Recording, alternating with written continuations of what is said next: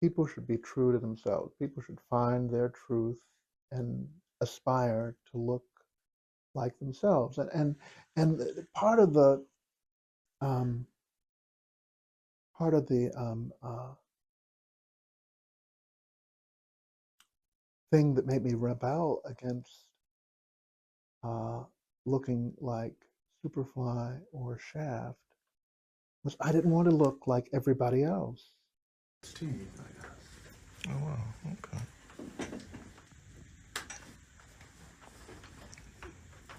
It's everywhere in the Black community, the notion of what a dandy is. And so they may not have known the term dandy, but they certainly know of and know personally plenty of dandies right in their own family or their own block or neighborhood.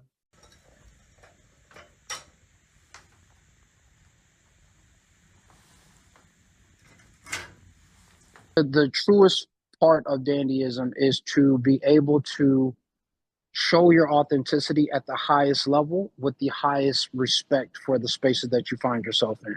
So that person who can do that is going to do so in detail. They're going to do so in fit and in the construction of the garment. They're going to do so in the things that a lot of other people may not even recognize but will always experience. And to me, that's what a dandy is.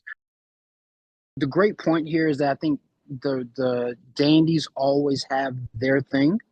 And so for me, hats are, my thing. They're my go-to. Hats, and now it's started to become glasses. I've really started taking an interest in spectacles. But I don't think that it's a thing for dandies. I think that every dandy has the opportunity to utilize something. We have the opportunity to be dandies every day. And I would challenge or would encourage all of us, especially as Black people, to remember our history, to remember that we used to throw on our Sunday's best, not for any racial angst, but because we wanted to be our best. We wanted to show up as the best versions of ourselves. Great digital floral print on grosgrain. This is a beautiful suit. But you have to be a dandy to wear this suit. You can't be nervous. You work with what you have. So it doesn't matter if you head to toe Gucci, head to toe Versace. That's a cheat code. That just means you have a lot of money. The guy who has no money has to go in that store and figure out an outfit with $200. That's the dandy.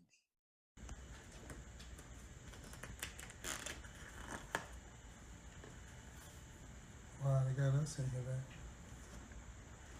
Yeah, the suit game is really nice because what happens is wearing a suit, you just feel important. You feel important, it shapes you.